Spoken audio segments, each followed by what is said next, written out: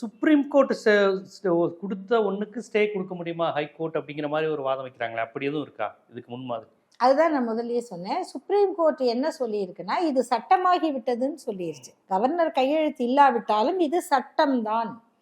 அந்த சட்டத்தினுடைய உட்பிரிவுகளை ஆய்வு செய்கிற அதிகாரம் உயர்நீதிமன்றத்துக்கு இருக்கு. அதனால அது இது அந்த தீர்ப்புக்கு எதிரானது அல்ல. ஆனா இது யார்கிட்ட வரணும், எப்படி நடக்கணுங்கிற அந்த முறைகளை பின்பற்றாமல் விசாரிக்கப்படுது. அதுதான். இப்போ எனக்கு அதிகாரம் இருக்கு அப்படின்னா அந்த அதிகாரத்தை எந்த முறையில் நான் செயல்படுத்தணுமோ அப்படிதான் செயல்படுத்தணும்.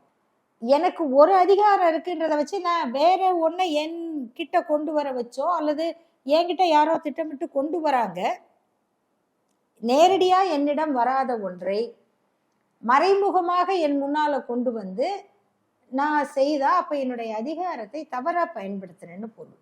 இதான் சட்டப்படியான விளக்கம்.